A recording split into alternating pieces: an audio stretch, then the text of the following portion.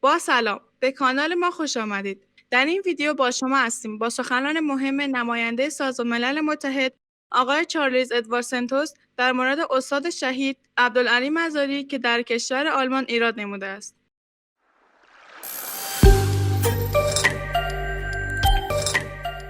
لطفاً ما را تا انتهای ویدیو همراهی نموده و فراموش نکنید برای حمایت از ما کانال ما را همین الان سابسکرایب نموده و برای اطلاع از ویدیوهای جدید ما علامت زنگوله را بزنید. با ما همراه باشید. نماینده خاص سازمان ملل متحد در افغانستان که در سال 1988 عضو هیئت مذاکره و عضو هیئت ناظر بر خروج قوای اتحاد جماهیر شوروی در افغانستان بوده. آقای سنتوس برای تامین روابط سیاسی میان گروه‌های درگیر در افغانستان و برای آغاز یک گفتگوی بین الافغانی بوده و نقش فعال در جلسات تدارکاتی لوی جرگه بازی کرده است. آقای سنتوس به طور گسترده در افغانستان سفر کرده و مذاکرات متعدد را با رهبران سیاسی و منطقه‌ای انجام داده و همچنان رابطه نزدیک با رهبر شهید داشته بوده و مدعی است که مزاری بزرگ یکی از رهبران بی‌نظیر در تاریخ افغانستان است. از آقای چارلز ادوارد سانتوس صمیمانه تقاضا به عمل می‌آید که در جایگاه تشریف آورده و سخنهایشان حضار گرامی را مستفید سازد. Mr. Santos, please.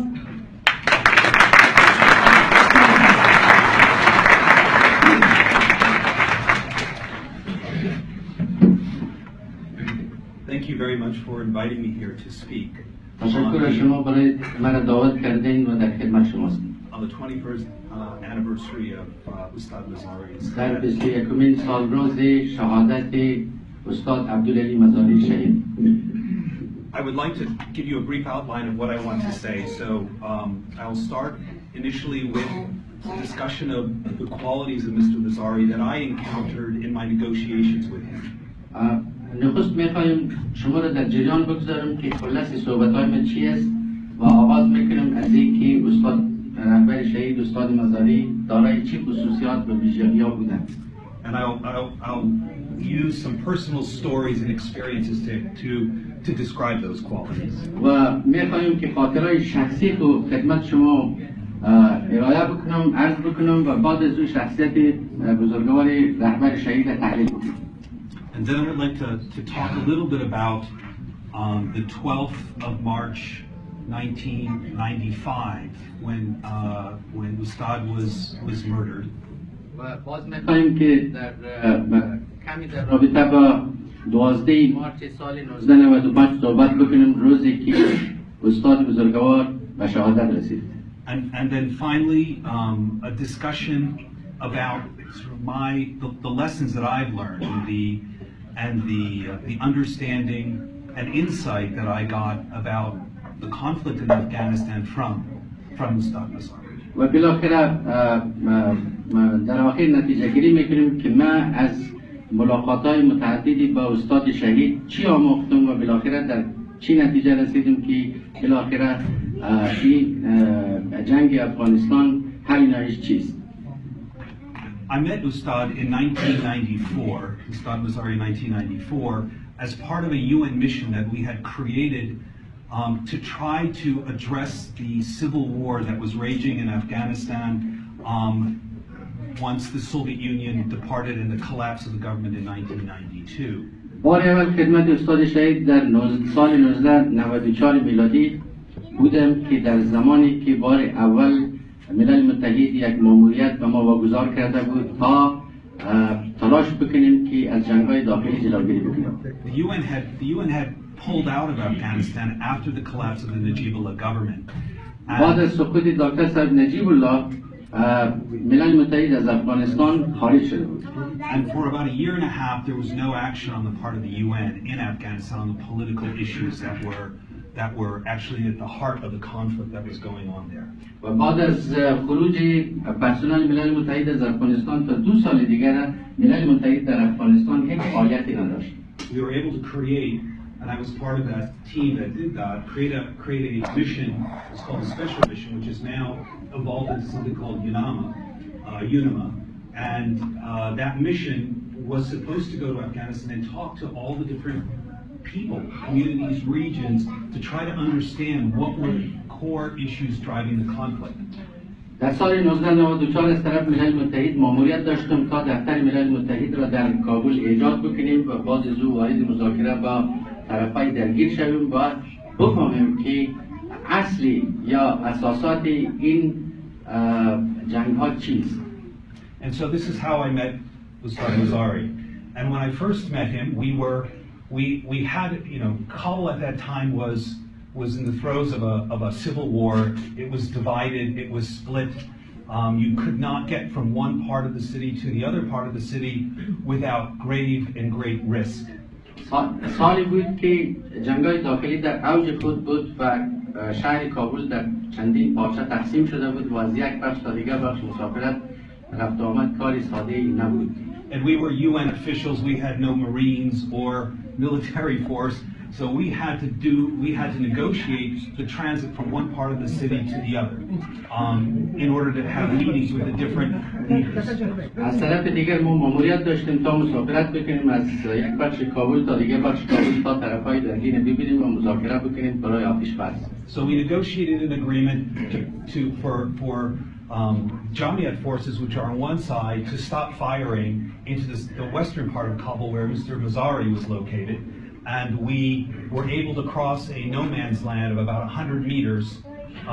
And I remember as we were going through, it was total silence. There was nothing, no bullets, no guns were firing, and there was nobody there. It was totally abandoned. و باز طرف دیگه ای که نیروهای جمعیت اسلامی قرار داشت از اونها خواهش میکنیم که دیگه شما طرف غرب کابلی که نیروهای زیر رهبری استاد شهید قرار داشت دو طرف شریک نکنید تا ما مسافرت بکنیم و وقتی عبور مرور میکنیم مثل از این که یک منطقه باشه که در اونجا آدمیزاد زندگی نمیکنن. And as we were driving through, we were getting toward the end of that no man's zone, and I saw a car to the side, and they were waving us over.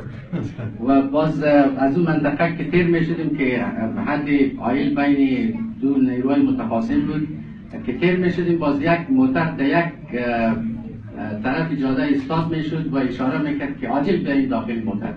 And we drove into sort of the central area of sort of the western part of Kabul where Hezbi Wadat was located. And who came out to greet us but Ustad Mazari himself. و جالب برای من بود با او بزرگواری که استاد مزاری داشتن وقتی که در منزلشان رسیدیم شخصا به استقبال ما برآمد. With thousands of people around him. و متوجه شدیم که دور و بر خانه استاد شهید هزاران نفر حضور دارند. So my first thought about Ustad Mazari was, this is a very courageous man. I didn't see many Afghan leaders who would come out in the open where you could easily be a target of fire from your enemies. و متوجه شدم که حتما استاد شهید یک رهبری بسیار جسور و شجاع است که بدون ملاحظه امنیتی در فضای آزاد میبراید در حالی که جنگ ادامه داره و یگان مرمی میشه که اصابت بکنه در منزلشان. The other thing I noticed, of course, were all these people that were around him, thousands. And so I thought, this is actually really a leader of his people. و هزاران نفر در دور بر استاد شهید که دیدم در این نتیجه رسیدم که واقعا یک رهبر است که بین مردم خود ریشه دارد.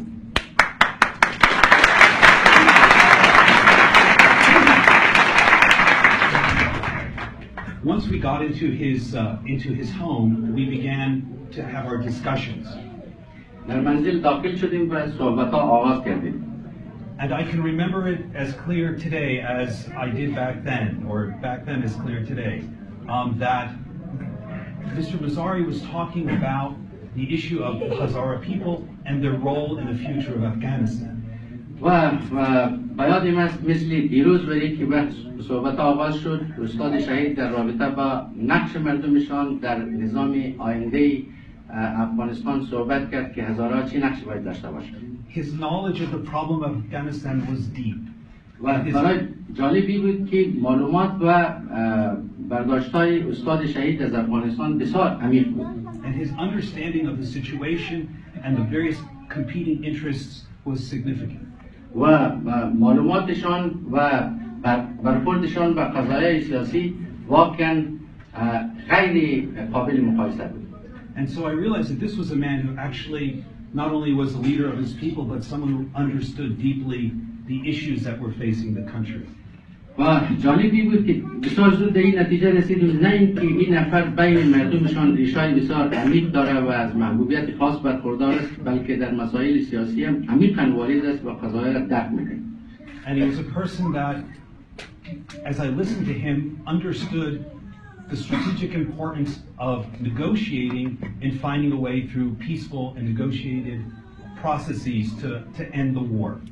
و برداشت‌های نظرات استاد شهید به خاطر خاتمه جنگ در افغانستان واقعاً از اهمیت استراتژیک برخوردار بود. In fact, when I look back at that time, there were two people that reflected an interest, a real interest to negotiate. And I will talk about this a little bit later, but it was Ustad Mazari and Abdul Rashid Dostum. These were the two people that actually were ready to talk about how do we negotiate an end to the war. And I was kind of amazed by that because that wasn't what you would hear from other people, for example, in Pakistan. و جالبی بود که دیگه ما بسیار زود به این نتیجه رسیدیم که غیر از استاد شهید و عبدالرشید دوستم بسیار کسای نادر دیگه است که با این رقم با دیدی مثبت و استراتژیک با قضایا برخورد میکنن، در این رابطه یک کم بعداً صحبت میکنن.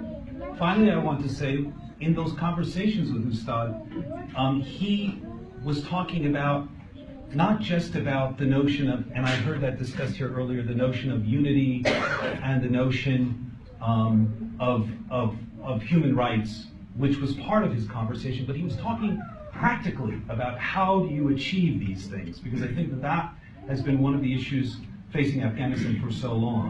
So he was an idealist, but a practical idealist. He was looking at ways in which you could actually end the conflict and find mechanisms that would allow the diversity of the country to be reflected. و نکته دیگه که برای شخص جالب بود این بود که استاد مزاری در رابطه با حقوق بشر و وحدت ملی صحبت میکرد، البته کلی صحبت نمیکرد، با جزئیات صحبت میکرد که راههای حل چیست و چطور میتونیم یک نظام در افغانستان پیاده بکنیم تا او پاسخگوی جامعه متنوع افغانستان باشد. So the qualities of Mazari: courageous, a man of the people. خصوصیات و ویژگی‌های رهبر شهید: آدم شجاع، جسور و آدم مردمی. A person willing to negotiate, so he had the flexibility to understand that you have to make deals in a complex situation. و یک شخص واکنش پذیر که همیشه آماده مذاکرات و صلح بود و طرف مقابل را هم گوش میداد و به پیشنهاداتشان ارج می‌داشت. A strategist and a visionary. و یک نفری که واقعا یک دیدگاه استراتژیک مثبت و برداشتی عمیق از قضایا داشت. And finally, as I drove in more than one time, many times into the western part of Kabul after those meetings, I realized how difficult it was for the Hazara forces in that part of the city. و بارها در منطقه غرب کابل که ما مسافرت کردیم، باز از این نتیجه رسیدیم که هزارها از چی وضعیت میگذره و چقدر دشوار از زندگی برای مردم هزاره و نیروهایی که در اون ساحه قرار دارند. The Hazara forces were dug in very deep, but they were at a disadvantage because the high ground was controlled by their enemies. و گرچه هزاره هم تدابیری در نظر گرفته بود، اما کوههای چهار طرف کوهها همگی در اختیار نیروهای متخاصم بود. And so I realized that this man had unbelievable determination. و باز در اون صورت فهمیدیم از یک منطقه‌ای که اینا مقاومت میکنن که از لحاظ سرخوجه‌ایشی هم اهمیت خاصی نداره، فهمیدیم که یک آدمی واقعا متعهد است. There was no way that unless you had that kind of determination, you could have sustained the constant attack that was going on over those couple of years. و بدون تعهد به مردم و هدف هیچ امکان نداره که در اون شرایط کسی مقاومت بکنه. So those were the qualities. Let's talk a little bit about 12 March 1995. آن بیایم در روزی که استاد به شهادت رسید، یعنی 12 مارچ 1995. As you know, the Taliban had moved up into and defeated Hekmatyar, which was controlling the southern part of Kabul and the provinces of Charasiab and Warda in these locations. و شما حتما به خاطر داشته باشین روزایی بود که نیروهای طالبان بسیار به سرعت پیشروی کرد و نیروهای حکمتیار را تا ولسوالی چاراسیاب شکست داد. And when the Taliban came up, the Wahdat forces were trapped in the western part of Kabul. وقتی طالبان در چاراسیاب رسید، دیگر نیروهای حزب وحدت در محاصره کامل قرار گرفت. And I flew a number of times. The defeat of Hekmatyar happened, I believe, in early or mid-February. و فکر میکنم که شکست حکمتیار در ماه فبروری صورت گرفت. I flew a number of times to try to arrange ceasefires because there was a fair amount of firing going into the western part of Kabul and some coming out. و ماموریت داشتم تا در کابل مسافرت بکنم و اگر موفق شدم که آتش بس شود به خاطر از اینکه شلیک هایی که به طرف غرب کابل و از طرف غرب کابل هم اندکی به اون طرف صورت میگرفت آتش بس شود و این خاتمه پیدا بود. We weren't successful and the fighting continued. You were not successful in organizing the ceasefire for the western part of Kabul at that point because most of the rockets were basically being fired into the western portion of Kabul. Did you achieve that goal? No. ما موفق نشدیم با همه تلاش ها که آتش بس وادار بکنیم طرفین که آتش بس بکنیم. And on the 12th, there had been negotiations that had been going on with the Taliban by all parties involved. وقتی بود که همه اطراف میخواست با طالبان وارد مذاکره شود. I'm not going to go into the details of what happened. That would take an hour here, which we don't have. اگر در جزئیاتش بریم شاید بیشتر وقت شما رو بگیریم، در جزئیاتشان پس نمیریم. But the idea at that point was that the Hazara forces were to leave the western part of Kabul. منتها صورت یک پیشنهاد این بود که نیروهای هزارها باید غرب کابل ترک بکنند. And there were negotiations going on to do that in a peaceful way. و بسیار از راه صلح‌آمیز این مذاکرات آغاز شد. Unfortunately, that did not happen. اما متاسفانه با او اصولای معین مشخص که ما در نظر داشتیم این کار صورت نگرفت. How do I know that? I was in Kabul that day. من چطور فهمیدم که طرفین چه مذاکرات دارم؟ من هم در کابل بودم. I had flown in the morning.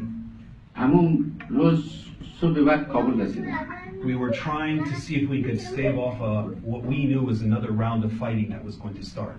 و حدس می‌زدیم که شاید بار دوم یک دوره باز هم جنگ شروع شود. By the time we arrived in the early morning, it was already too late. وقتی صبح وقت رسیدیم خیلی دیر شده بود و جنگ‌ها در گرفته بود. The forces had already begun from the north. Those were the forces of Mr. Massoud to move into the western part of Kabul. و نیروهای زیر فرماندهی آقای مسعود از یک طرف کابل وارد منطقه غرب کابل شدند. Chaos was spreading as the Taliban had come in to try to actually replace the Hizb Wahdat forces. و مشکل بیشتر شد وقتی دیدیم که نیروهای طالبان داخل غرب کابل شده تا جایی که نیروهای حزب وحدت تخلیه کرده اونا تصاحب بکنند. This was part of a negotiated agreement that fell apart. و این هم جزئی از مذاکراتی بود که به ثمر نرسید. البته بین حزب وحدت و طالبان. Then no one knew what happened to Mr. Mazari at that point. و بعد از اون هیچ کس از سرنوشت رهبر شهید اطلاع نداشت. I had been trapped in a UN compound. و من هم محصور شده بودم در دفتر ملل متحد. Most of that day. تقریبا همه روز. I had gone to rescue some of our UN staff who were trapped because of the compound had been hit 4 or 5 times by rockets. و من ماموریت داشتم تا پرسنل ملل متحد که در حالت محاصره بود اونا را نجات بدم و چند راکت هم در مقرشان اصابت کرده بود. So as the fighting finally died down, بالاخره جنگ فروکش کرد. I returned to our other UN office, which was further in the northern part near the airport. و باز رفتم تا خبر بگیرم از دفاتر دیگه ملل متحد که در نزدیکی میدان آقای قرار داشت. And I met a journalist who I had known. البته اونجا که رسیدیم یک ژورنالیست منتظرم بود که من قبلا با او آشنایی داشتم. He came to me and he said, I've just been to Charleston. گفت که من همین لحظه از چهارسیاب رسیدم. And he said, you won't believe who I saw there. و شما باور نمیکنید که من چه صحنه ای را دیدم. So I opened the door. در را باز کردم. And there was Edward Mazari. ما وقتی در را باز کردم در یکی از خانه ها در چارلزیاب ادوارد مزاری را دیدم. Captured by the Taliban. که در اسارت طالبان قرار داشت. He took a number of pictures. و از امو فرصت استفاده کرده و ژورنالیست یک چند تا عکس گرفت. And realized that he had to leave. البته بسیار زود درک کرد که بودنش خالی از خطر نیست و فرار کرد از اینجا. He had been caught by the Taliban having taken those pictures, he would have been killed. اگر طالبان درک میکرد که یه آدم چند تا عکس برداری کرده شاید او را میکشت. He gave the pictures to me. آجیل و عکس‌ها را به من تحویل He داد. said, are you flying out? I said, I'm going to Mozart first, but I'll take them with me. برایش گفتم که من این عکس‌ها را تحویل میگیرم، البته من باید مزار برم بعد از این چیزی که شما گفتین بعد از یک جای دیگه. That was the 13th of March. تاریخی احتمالاً تاریخ 13 مارچ بود. When I arrived, I got a call from General Dostum. وقتی رسیدیم از جنرال دوستم یک تلفن دریافت کرد. He urgently wanted to speak. و میخواست که عاجل بیا که صحبت بکنیم. His only question was, what happened to Mazari? اولین سوالش این بود که از سرنوشت مزاری چی خبر؟ He said, we've been friends and brothers for a long time. به خاطر از که اونا دوستی بسیار نزدیک مثل برادر بودن. I said, I know he's been captured by the Taliban. No one knew this at that point. تا اون زمان کسی اطلاع نداشت. ما بار اول بودم که برای زو گفتم متاسفانه که استاد مزاری در اسارت طالبان قرار دارد. I said, I have a roll of pictures. Let's look at them. I know we'll give it to this journalist's, boss when I fly back to Pakistan, but we need to see them. البته گفتم که نمیفهمم داخل از رول فیلم چیست. ما باید که هر چیز زودتر عکس‌ها را بیرون بکنیم تا بفهمیم که عکس‌ها چیست و باز بعد زود ما باید عکس‌ها را پس دو ژورنالیست پاکستان که بریم تحویل بدیم. So we developed the pictures and we saw. بالاخره عکس‌ها آماده شد و برای ما رسید. And he immediately called Ustad Mahakek. عاجل به استاد محقق زنگ زد و اونا را خواست. So now we knew what happened. بعد از در جریان قرار گرفتیم که وضعیت وخیم است و چی اتفاق افتاده. That was a very sad night. واقعا یک شب بسیار غم‌انگیز بود. So that's my experience of Ustad, and then I went to the funeral representing the UN shortly after that. باز به نمایندگی از ملل متحد در تشییع جنازه استاد شرکت کردم. This is a question that has haunted me for quite a while afterwards.